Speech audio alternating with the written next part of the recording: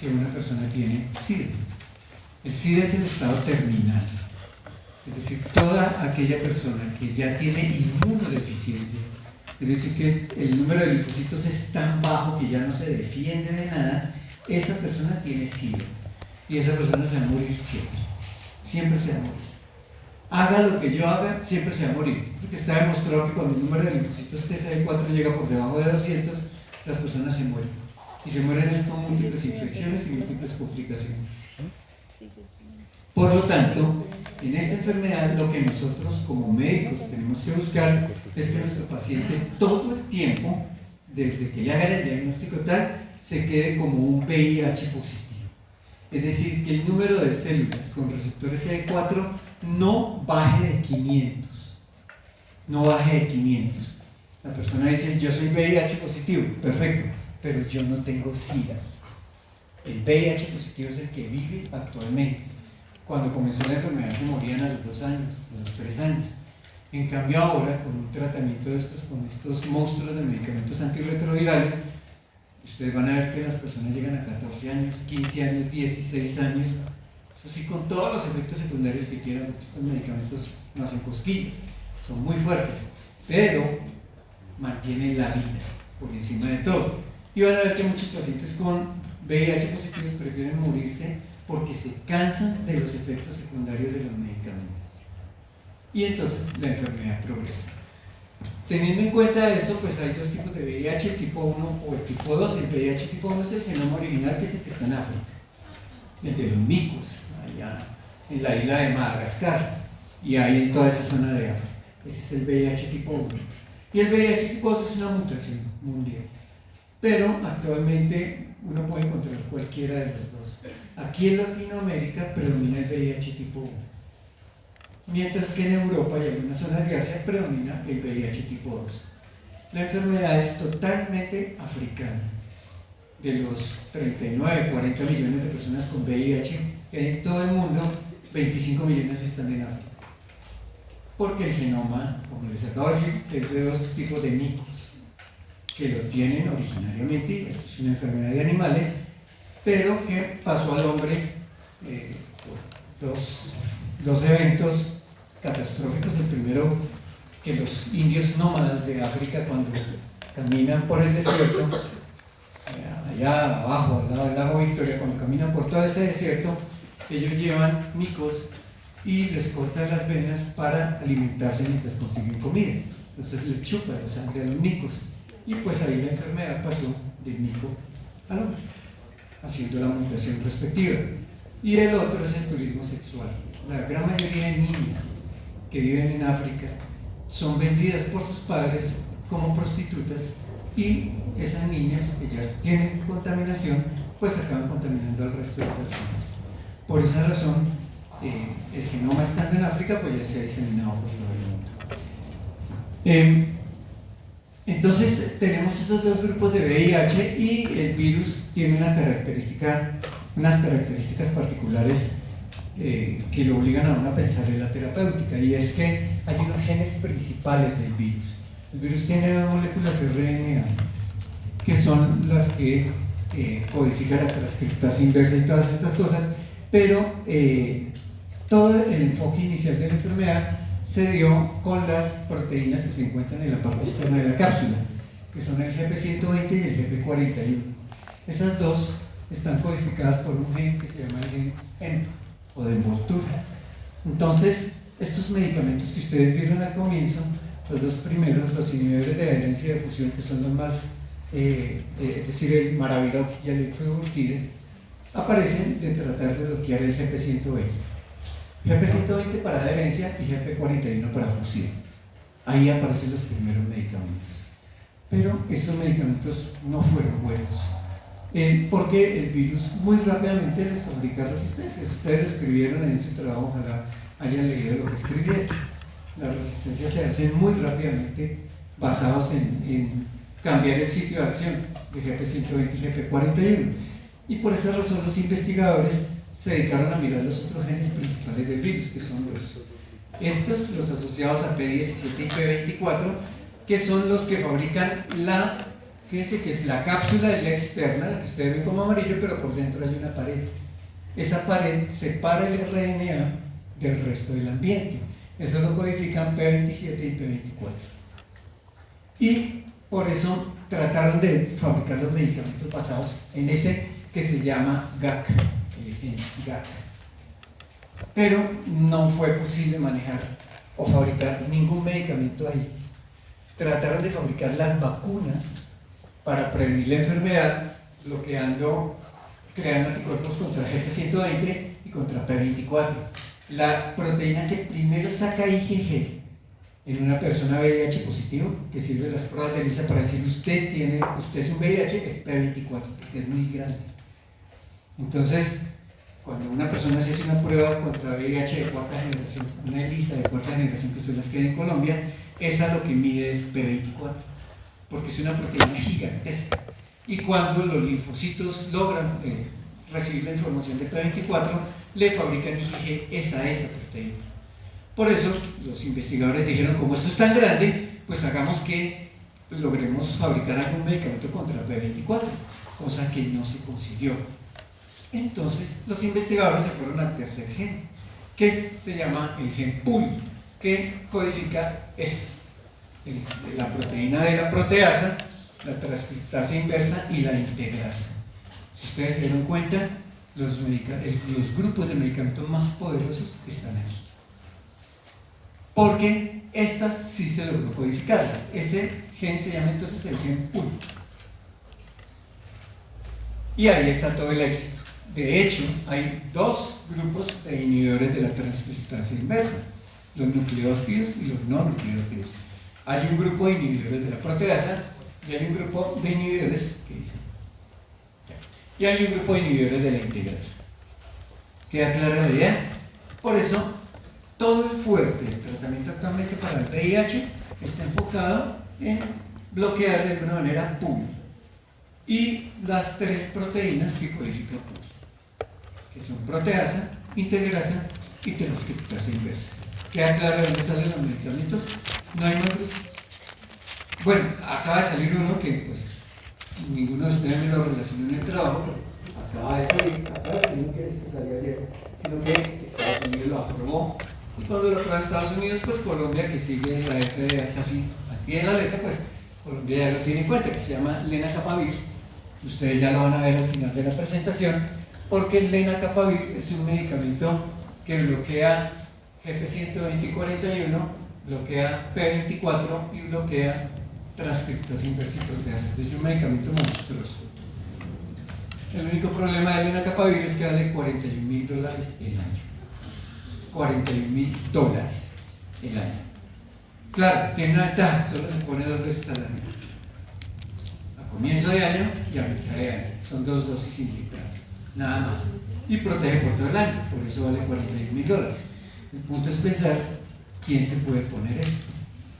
Por esa razón está ahí aprobado, pero pues está ahí.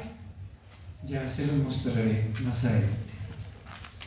A propósito, sus conferencias ya están actualizadas con el lenacapavir y con el ibalizumab, que es el otro medicamento que ya fue aprobado por la FDA, para que aprovechen y se repasen eso por ahí.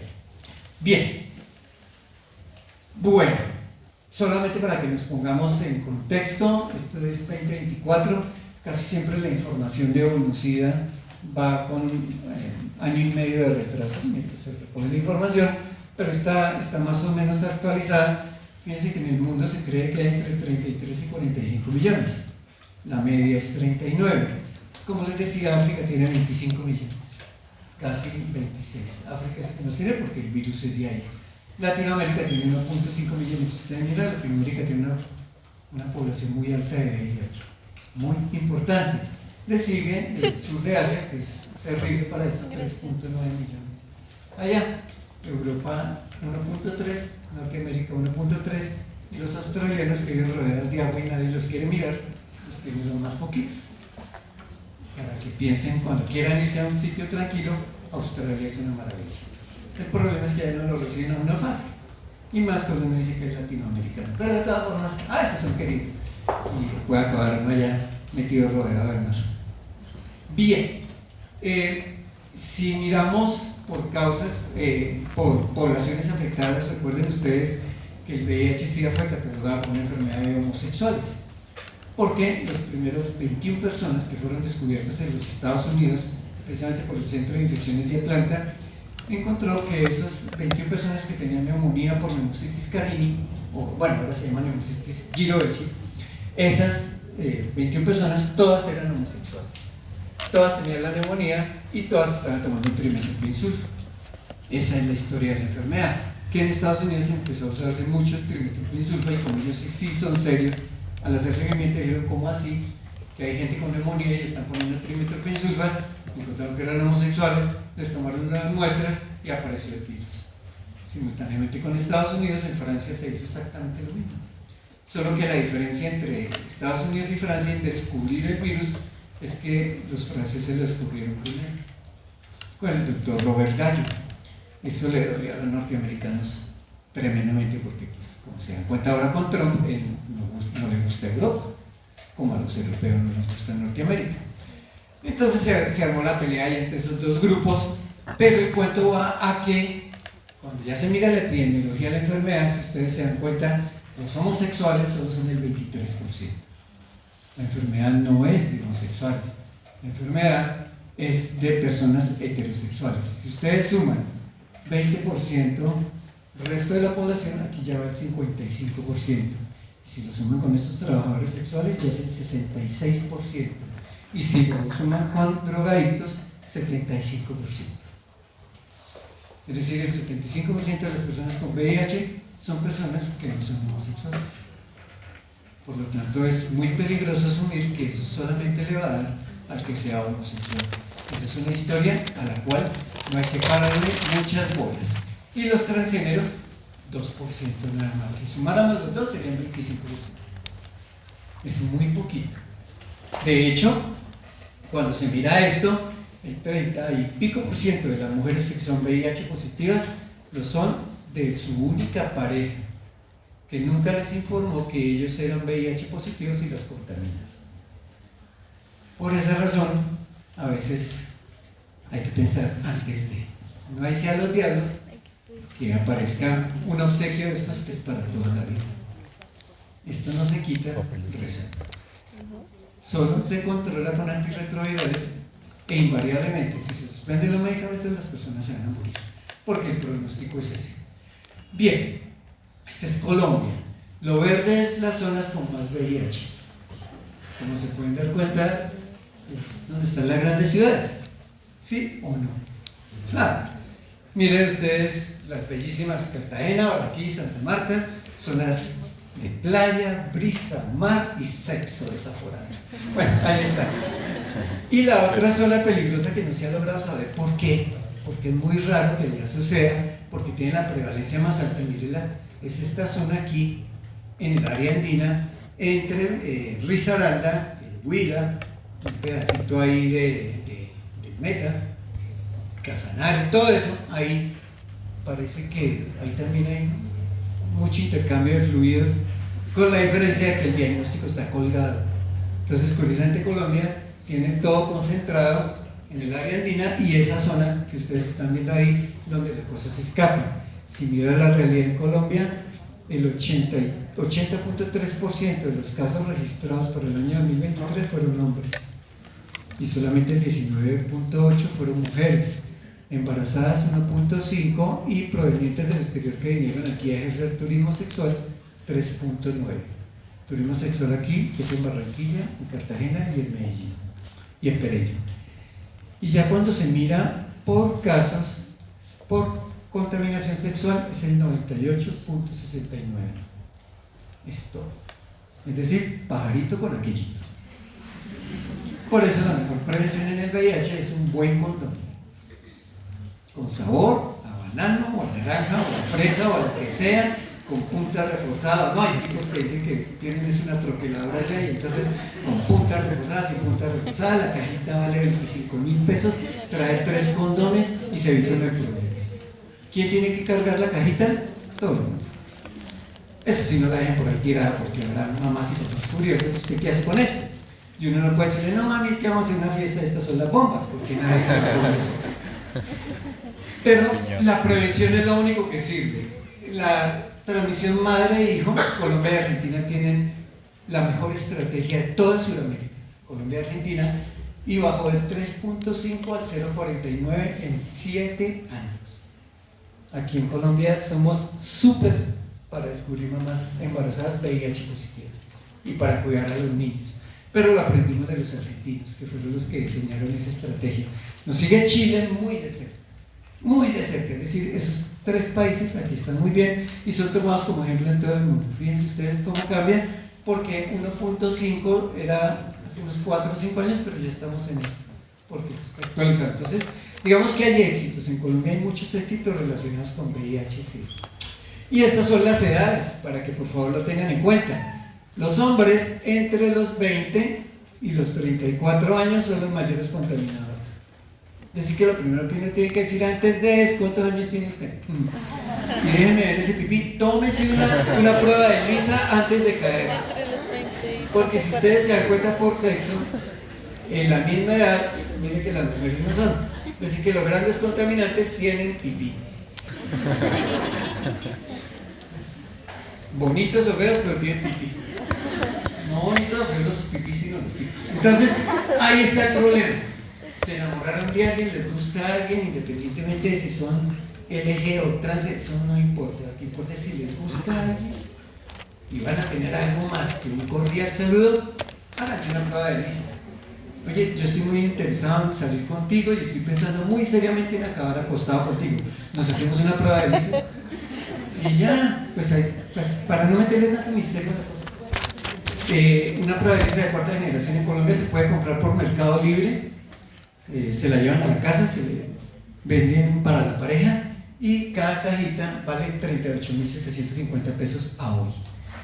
Antes de Trump, probablemente como eso viene de allá y tiene aranceles, va a subir a 56.000, pero antes de Trump está en 38.000. Entonces mira, estoy muy interesado en ti, pero en hacerte el amor. Esta es mi prueba. ¿Qué dices? ¿Sí o no? Sí, hazte la prueba. Se llama honestidad sexual. Bien. Bueno, por favor, no les vayan a contar a sus papás que yo les estoy recomendando eso o me les echo enemigos a todos. Bien. Y entonces nos vamos con el origen de los medicamentos. Yo les pedía que ubicaran el ciclo del virus. Esto es lo más importante siempre. Y ahí está el ciclo del virus. La partícula viral siempre tiene que unirse a un receptor CD4. Es obligatorio. Por lo tanto, solo va a buscar células que tengan relación con receptores CD4.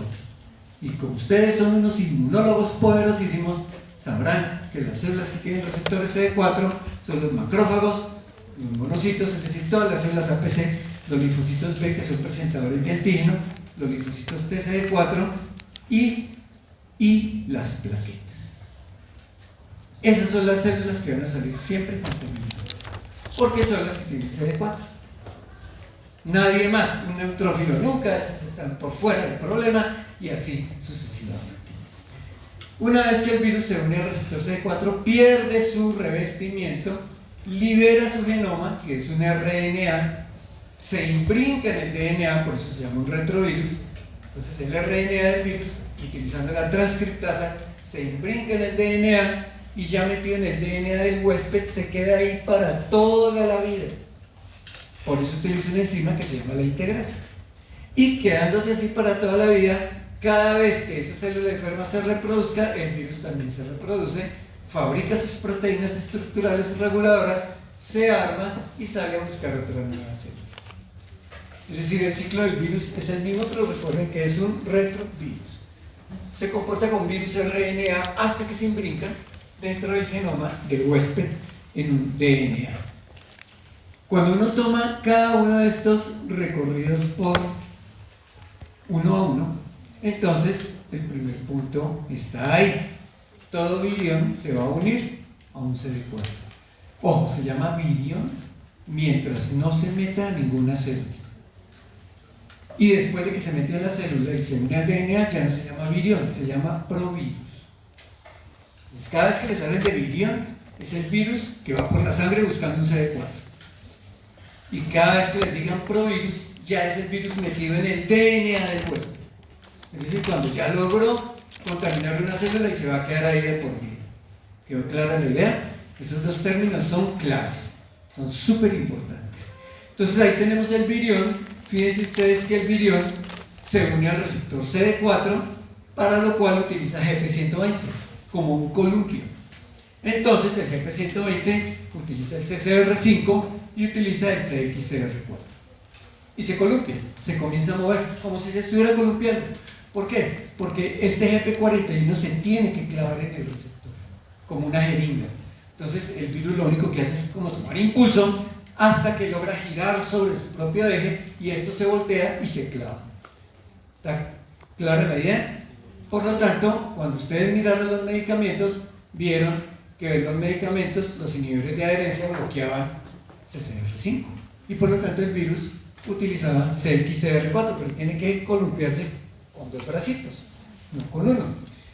De todas formas, de ahí salen los inhibidores de adherencia, que en este momento son 3. Muchos de ustedes se lo colocaron uno, maravilloso, pero ahí son 3. Ya ahorita se los voy a mostrar. Ojo, tengan en cuenta que también la resistencia sale ahí. Cuando el virus descubre que el medicamento actúa aquí y tiene que el virus se puede unir a CCR5, pues la resistencia ahí aparece. Y el virus ya no se une a CCR5, sino que bascula sobre CXCR4 solamente. Por eso, el mecanismo de resistencia más importante de los inhibidores de adherencia es un cambio del sitio donde el virus se va a unir al receptor CD4. Si uno mira así esto, no tiene que estudiárselo 20 veces. Solo tiene que aprenderse los nombres, que sí son altos.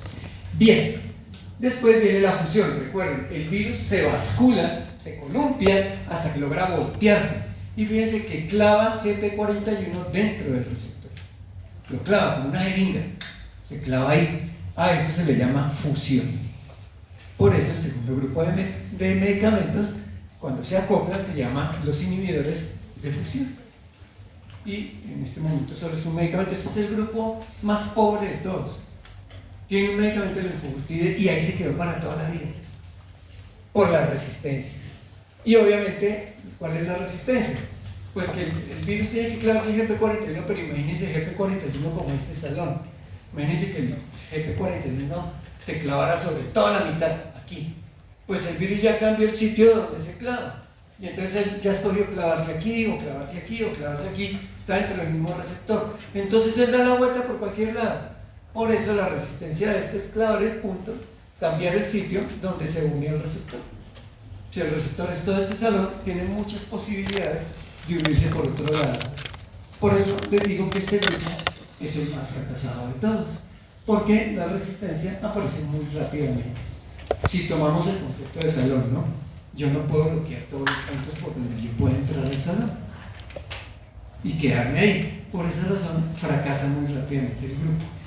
De hecho, estos dos grupos, para que no se les olviden, GP120 y GP41, actualmente inhibidores de adherencia y de fusión, solo se utilizan para manejar resistencias, nunca para iniciar tratamiento. En pacientes multiresistentes, los grupos que se utilizan actualmente son esos. Siempre. No se puede utilizar ninguno de los otros. Bien, una vez el virus logra clavar su GP41, que es lo que ustedes están viendo ahí, una vez el virus clava eso, ¿qué hace? Rompe su genoma, que es esta gráfica, rompe su genoma y libera las enzimas de pool, que son integrasa, proteasa, transcriptasa y las dos moléculas de RNA. Apenas se clava, el virus libera esas cosas, todas.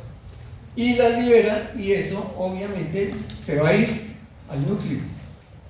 Lo único que no se va al núcleo es la proteasa, porque la proteasa funciona en los ribosomas. Pero integrasa es en el núcleo, es en el DNA, y transcriptasa inversa es en el núcleo, en el DNA.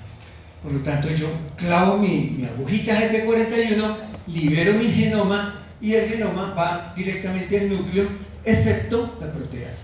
Recuerden que la proteasa se va a los polirribosomas, al aparato reticular de Golgi, mientras que todo lo demás se va al núcleo. ¿Está quedando claro? Bien. Entonces, aquí es donde nos ponemos. Este es el DNA del huésped, fíjense ustedes. Es el DNA del huésped con sus dos bracitos. El virus lo que tiene que hacer es, con su RNA, utilizando la transcriptasa inversa, meterse en el huésped. Entonces fíjense que yo meto en uno de los brazos del DNA el RNA del virus. Eso es lo que hace la transcriptasa. Por eso se llama así. Trans es a través de criptasa, escribir de manera inversa. Porque eso es un RNA. Y se supone que un RNA no se mete en el DNA. Pero la enzima hace el favor. ¿Queda clara la idea? Y por eso es que los medicamentos más duros están en los inhibidores de la transcriptasa inversa. Ahí es donde está todo el éxito del tratamiento para el VIH, que en este momento lo mantiene a esos dos grupos, los inhibidores nucleósidos y no nucleósidos, como los más importantes. Ahora, ojo con lo que viene. Una cosa es que yo me meta en el brazo del DNA y otra cosa es que cada vez que este DNA de esta célula, cuando la célula se vaya a reproducir y el DNA separe sus fibras, el virus pueda acompañar esa reproducción. Por eso yo tengo que fundirme, tengo que unirme íntimamente con el DNA. Eso es lo que hace la integrasa.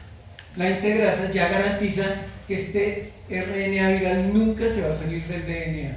Por eso se llama integrasa. Es decir, integra el RNA del virus al DNA del huésped por toda la vida de esa célula y de sus hijas. ¿Listo el cuento? Entonces, ojo con lo que viene. El segundo grupo más importante de medicamentos después de los inhibidores son los inhibidores de integrasa. Es decir, primero son los inhibidores nucleósidos o no nucleósidos de la transcriptasa inversa. Pero después de eso, el segundo grupo más poderoso, más importante, el que ha dado toda la diferencia en el tratamiento actualmente del SIDA, son los inhibidores de integrasa. De hecho, son por miles de millones de kilómetros los más poderosos. Actualmente nosotros decimos que si en un tratamiento va un inhibidor de integrasa, el paciente va a estar muy bien mientras se tome el medicamento. Si no se lo toma, la tiene perdida. Por eso, los esquemas actuales están armados con dos inhibidores nucleósidos o no nucleósidos de transcriptasa y un inhibidor de integrasa. Solo que son muy caros, son tremendamente caros. Pero este es el grupo más importante actualmente, junto con los de la transcriptasa inversa. Ahora, ojo. Fíjense que la integrasa tiene el valor de que cada vez que la célula vaya a fabricar sus proteínas, la célula normal, ya el RNA del virus va a ir. Por lo tanto, el virus también fabrica sus proteínas. Ese es el valor de la integrasa. Que cada vez que yo tenga que fabricar una proteína, le hago el favor al virus de fabricarle sus propias proteínas. Bien, aquí entonces salieron los inhibidores nucleósidos y no nucleósidos de la transcriptasa inversa, pero también aparece el mecanismo de resistencia. Cuando yo doy estos medicamentos, el virus cambia el punto, cambia la unión del medicamento a los inhibidores. Recuerden que el medicamento se une al inhibidor para que el inhibidor a su vez no se pueda unir al DNA, hacer el cambio. Entonces el virus lo que hace es cambiar su distribución de aminoácidos en la transcriptasa inversa para que el medicamento no funcione.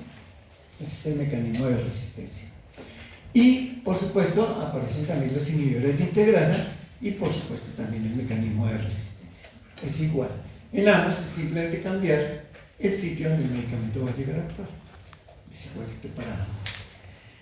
Y viene la proteasa, que es el que nos queda. Cada vez que la célula se reproduce, como yo les digo, o fabrica sus proteínas, el RNA mensajero, fíjense que ya va con la información del virus, siempre. Ese RNA mensajero llega al ribosoma, fabrica lo de la célula, pero también fabrica lo del virus. Como todo sale de un solo paquete, se necesita la proteasa para que corte las proteínas que son del virus de las proteínas que son del huésped. Eso es lo que hace la proteasa. Por eso aquí aparecen los inhibidores de proteasa. ¿Quedó clara la idea? Cuando yo fabrico las proteínas del virus salen pegadas con mis proteínas, con las que yo fabriqué para mi cuerpo. Por lo tanto, la proteasa lo que hace es cortar eso para separar mis proteínas de las proteínas del virus. Eso es lo que hace la proteasa. Y ahí aparece el último grupo de medicamentos, que son los inhibidores de proteasa, y por supuesto, ahí aparece el mecanismo de resistencia, que es lo mismo. El virus lo único que hace es ir cambiando su constitución de proteínas en estas enzimas para que el medicamento no se le pueda unir a la proteasa o a la transcriptasa inversa o a la integrasa. Si yo cambio la estructura, pues el medicamento no va a funcionar. Eso es lo que lleva. Bien. Y entonces, ya cuando tenemos eso, pues aparecerían los grupos: inhibidores de adherencia e inhibidores de fusión, inhibidores de nucleósidos y no nucleósidos de la transcriptasa inversa, inhibidores de la integrasa e inhibidores de la proteasa. Hay un grupo nuevo, recuerda, que no es un grupo. Por ahora, digamos que hay una nueva adición a esto, que es el lenacapavir, que es el que les voy a mostrar al final, porque el lenacapavir tiene una parte de acción aquí, otra parte de acción aquí y otra parte de acción aquí. Es decir, es lo que se llama un medicamento multisistema o bloqueador de multienzimas. Ya lo verán más adelante, por lo que les digo, por ahora no se puede utilizar para tratamientos. Sería maravilloso, porque imagínense una persona con VIH solo poniéndose 2 dosis en un año. Problemas es de dónde sacan los $40 y pico mil para pagar eso. Bien, entonces los grupos inhibidores de adherencia son 3: Maraviroc, Fostensavir y Valizumab. Varios lo colocaron. Unos solamente se quedaron con el Maraviroc, otros colocaron 2 y otros muy poquitos, pero hubo varios de ustedes que colocaron los 3 medicamentos. Es decir, Maraviroc, que fue el primero de ellos, Fostensavir, que es un profármaco, apenas ingresa al organismo y pasa por el hígado, se empieza a llamar Tensavir. Es decir, se le quita el Fostensavir, y como Tensavir es que va a ejercer toda su acción. Y el Valizumab, que si ustedes saben cuánto, es un anticuerpo monoclonal, es un MAP, que va a bloquear el receptor CD4 casi en su totalidad. Fíjense que por eso es el único que se dispara multiresistencias. Por favor, coloquen entre paréntesis que Valizumab solo está autorizado para utilizarse en multiresistencia por su enorme poder. Y también tiene la gran ventaja que solo se inyecta una vez al mes. Valizumab es un medicamento de una vez al mes. También solo que es carísimo. Es una delicia, una vez al mes. No se puede poner solo. Todos los medicamentos para VIH tienen que ir en parejitas o 3, dependiendo del medicamento o de los medicamentos que se ordenen. El segundo grupo es el que les digo, fusión, solamente es el enfubertida, no hay más. Pero ya ustedes entendieron por qué. Es un grupo que solo se utiliza actualmente cuando hay fracaso terapéutico. Igual que estos 3 de arriba. O fracaso terapéutico, pero el enfubertide es solo para fracaso. Fíjense que aquí arriba es para multiresistencia también, que son 2 cosas diferentes, ¿no? Fracaso terapéutico es cuando yo empiezo a tomar el medicamento y son tantos los efectos que yo prefiero abandonar el tratamiento. Eso se llama fracaso terapéutico. Bien, después vienen los inhibidores nucleósidos de la transcriptasa inversa. Ahí están todos los que actualmente se consiguen en Colombia. Colombia en esto tiene todo. Bueno, hasta que cierto señor de apellido Petro se tire eso. Pero por ahora, aquí no haya ningún petrista, pero si lo hay, lamento ofenderlo. Aquí están todos los medicamentos inhibidores nucleósidos de la transcriptasa inversa. El salcitabina es el que a veces viene y va. Es decir, a veces se puede importar, a veces no. Colombia no fabrica esto. Todo esto es importado. Y de aquí salen los 2 grupos que se utilizan para el manejo de la contaminación accidental. De aquí salen, que son Truvada, que es la mezcla de tenofovir en tricitabina, y Convivir, que es la mezcla de sibutramina lamivudina. Entonces, si algún día, cuando ustedes estén en un hospital y resulten contaminados, en las primeras 72 horas van a ir, antes de que se cumpla la 72, los van a llevar a una compañía de seguros, y en esa compañía de seguros, después de hacerles el rastreo y todas esas cosas, les van a formular o Truvada o Convivir para que se lo tomen durante 30 días. Bueno, el protocolo dice hasta 28, pero no se lo tiene que tomar por 30 días.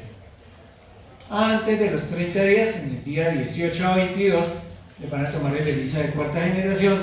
Si sale positivo, que ojalá no suceda, pues toman un segundo ELISA confirmatorio y si vuelve a salir positivo se van a una prueba de Western blot y si esa sale positiva son VIH positivos por el resto de su vida.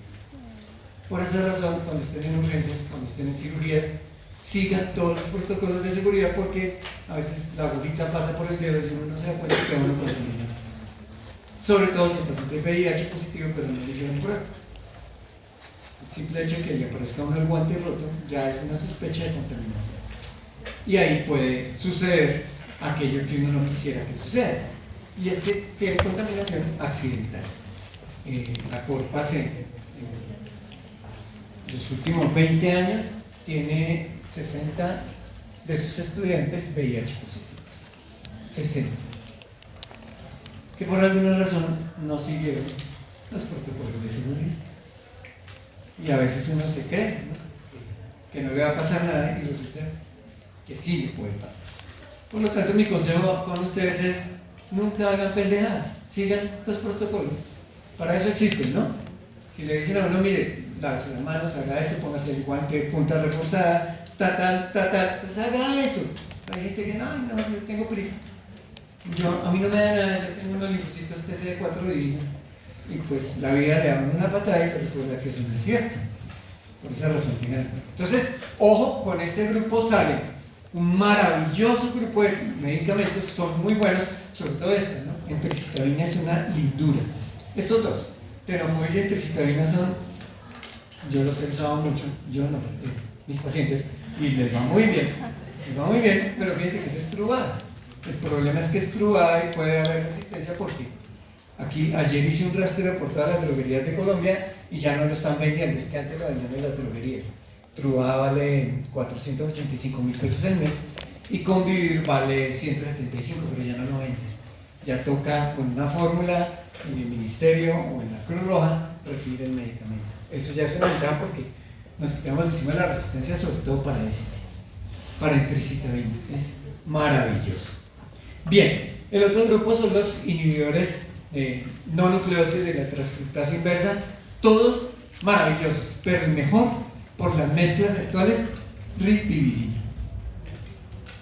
Muy bueno, en Colombia se consiguen todos. Bueno, los que más se consiguen son estos dos de arriba, neviparina y efavirenz, son los más comunes. De hecho, son los que se inicia el manejo cuando hay resistencias. Neviparina, efavirenz. Pero todos se consiguen, el que yo digo que es una fantasía es este, ripivirina. De todos estos. Bien. Y el siguiente grupo son los inhibidores de la proteasa, que es un grupo gigante. Tengan en cuenta este, ritonavir, lopinavir. Este es el que más se utiliza para los niños que salen contaminados con VIH. Ritonavir, lopinavir. Viene en jarabe, con sabor a banano y sabor a fresa y todo eso. El niño se lo toma con gusto y tiene, digamos, menos efectos secundarios. Por eso razón en pediatría es muy utilizado cuando hay transmisión vertical. Esto siempre es por transmisión vertical. Bien, fíjense que el ritonavir también se puede conseguir solito. Si lo ven abajo, en cambio, el lopinavir, si ustedes se dan cuenta, no. Entonces, el ritonavir se puede conseguir solito, pero esta es una mezcla casi siempre pediátrica.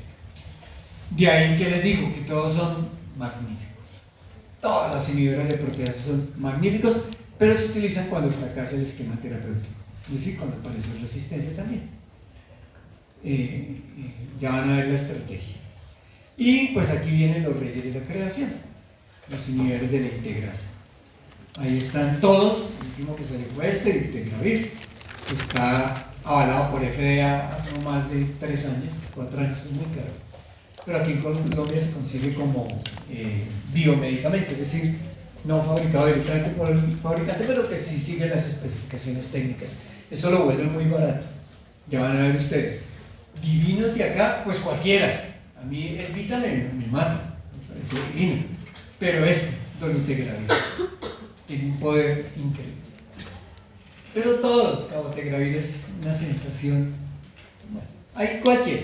Por eso les digo, esta ya es como la mano de Dios en un frasquito. No pueden ir solos, ¿no? Tienen que ir siempre acompañados. ¿Muy bien?